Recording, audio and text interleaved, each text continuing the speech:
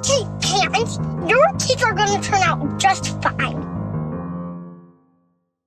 This episode of the Your Kids Will Be Fine podcast is brought to you by True Height. True Height is what your child needs to help them reach their full growth. It is not a magic pill that will make your child grow beyond their genetic potential, but what it does do is that True Height addresses the areas that can limit growth potential, especially the areas of nutrition, sleep, and stress. I use and recommend True Height products in my own practice because the ingredients are clean. They are well-researched. They're backed by clinical trials. Kids in my practice love it. It tastes great. Even the picky eaters like it. For more information, you can go to the podcast website, yourkidswillbefine.com, or go to True Height Vitamins, that's TruHeight, TrueHeightVitamins.com. Welcome to Your Kids Will Be Fine podcast. I am Dr. Michael Milobsky, and as always on Your Kids Will Be Fine, we are here to help parents sort through the information overload that makes it hard to make parenting decisions and create so much anxiety for parents and families, and to help you know that your kids will be fine. Don't forget to catch me on the podcast with Dr. Jessica Hochman, Your Kids Are Normal. And this week on the podcast, we are going to be expanding on one of my really popular videos from the Instagram feed about the 5 needs that all kids have, even if they don't think that they know it. These are things that are hard, I think, for a lot of parents to do because it requires a lot of intentionality. It requires, I think, a lot of tolerance for your kids' discomfort, which I'll acknowledge has been hard for me, but I think is essential in helping your kids with optimal emotional development.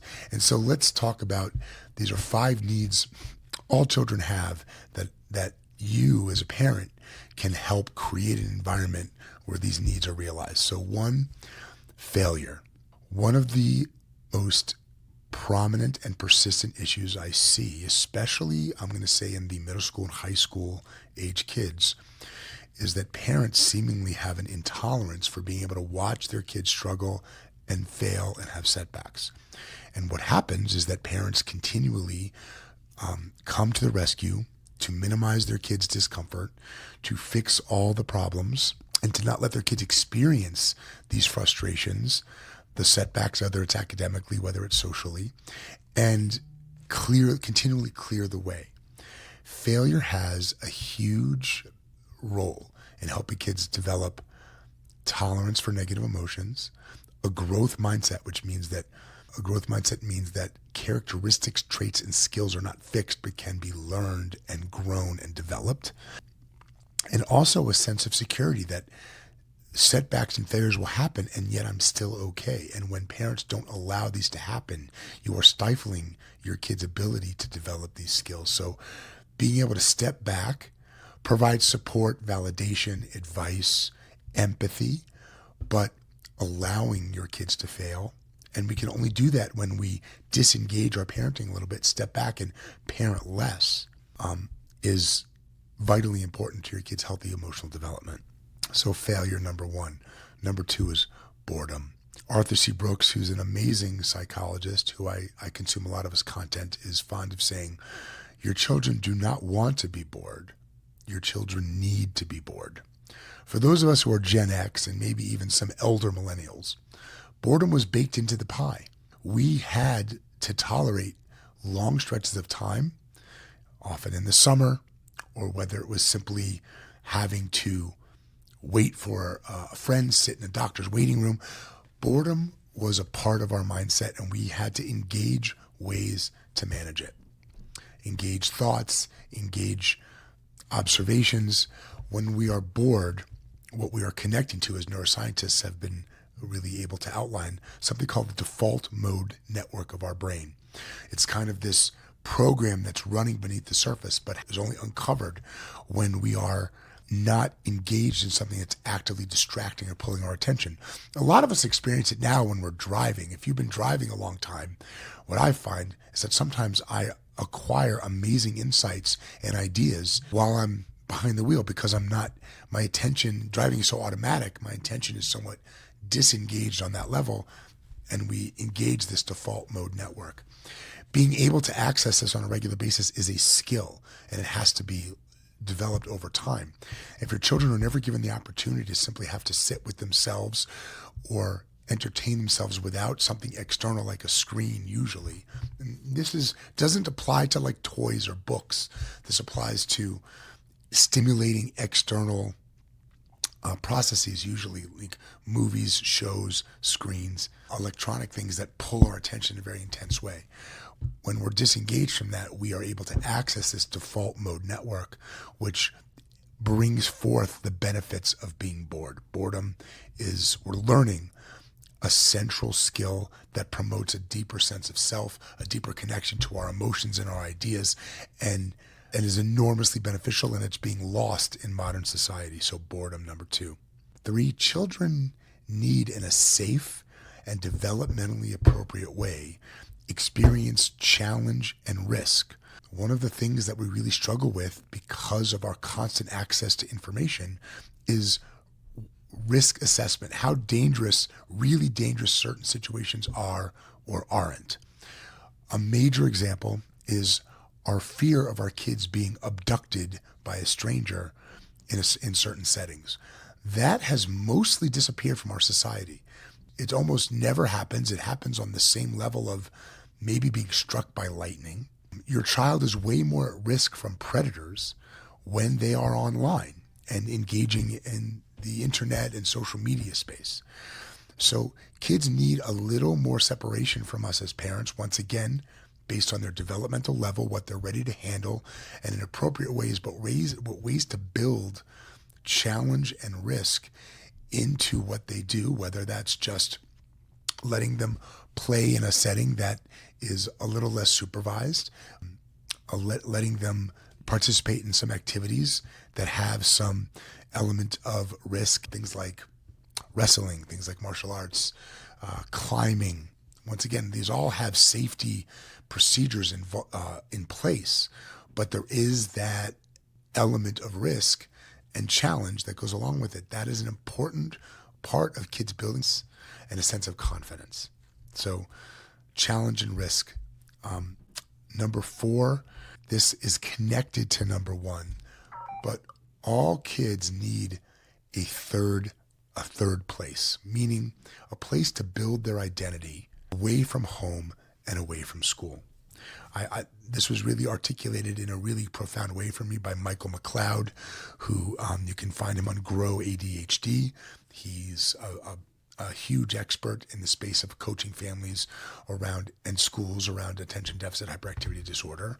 But this is good for all kids, and that being able to find a place where you can exercise and try out new skills, where your attempt and showing up is celebrated, and you're allowed to try and fail and then get up and try again.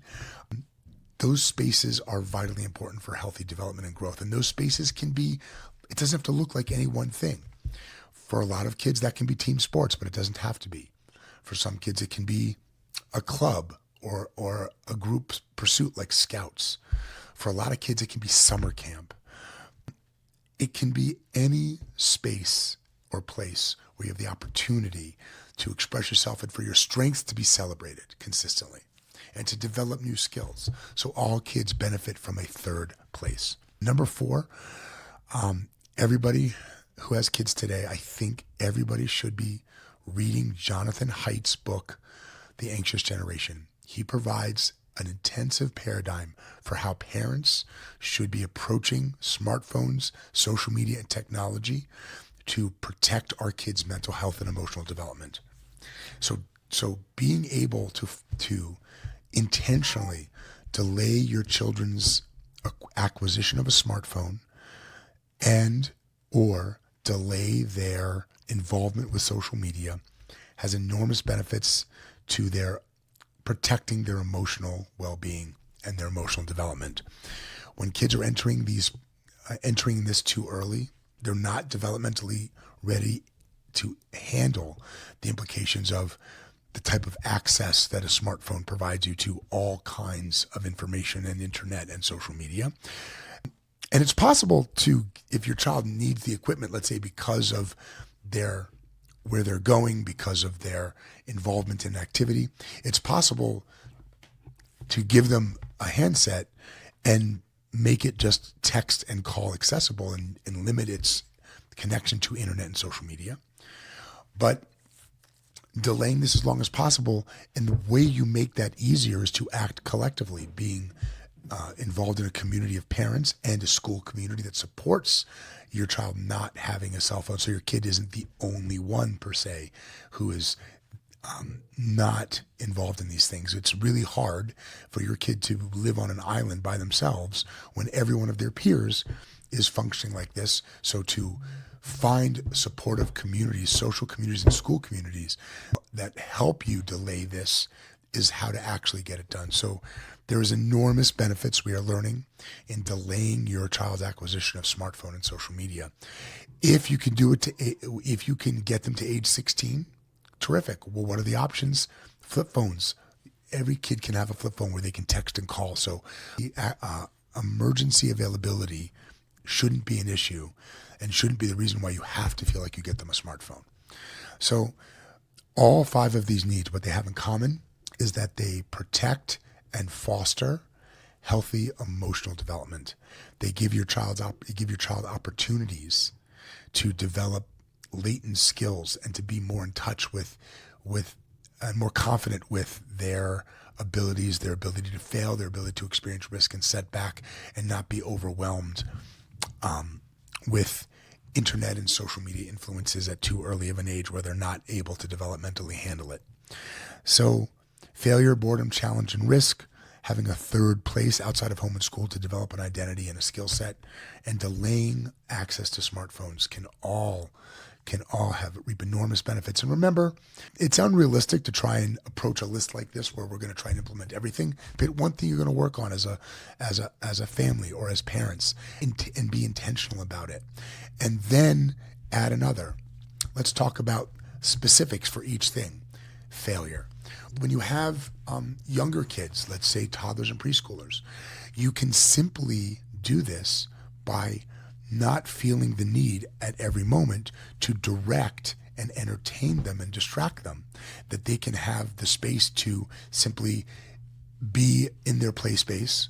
You can still be physically present, but they can try things out on their own where they're not accessing screens or not accessing something distracting. And they have the ability to check in with you. In other cultures, this is done by the parents being engaged in something that is a necessary task for the running of the household, whether that's repairing something or whether that's preparing food or whether that's maintaining issues in the home, and allowing your very young child to simply tag along, ask questions, or even involve them in certain elements. Go bring me this tool.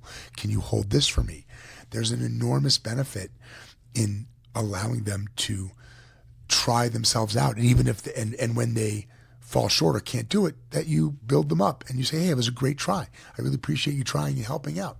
Parents have to have a little bit of tolerance for some things going slower, and things don't always run as smooth when you involve a small child, but you're giving them an enormous gift in self-regulation and confidence and experiencing setbacks. This is similar for boredom. Boredom simply means that your child is allowed to be in places where there's nothing external to rescue them with distraction, and sometimes they're gonna just have to sit with themselves and create entertainment for themselves. It's okay to be physically present, and you can do that. Once again, it's highly recommended that you don't do that by distracting yourself on your phone or a screen. Things like reading, things like being involved in something else for the household while your child is trying to engage themselves is a good way to introduce boredom. Challenge and risk, but this does require, once again, sometimes being in that third space, sometimes just stepping back, even if it's being present, but just being a little distant and watchful and letting your kid explore and try things out on their own in either a social or a play setting. The third place, we talked about a club, a team, an activity, all where they can safely develop an identity outside of the home and school. And delaying smartphones, once again, that is a family value. You need to connect yourself with a supportive school and parent community so your children are doing it with other kids. So I hope this was helpful. I am working on these 5 needs all the time.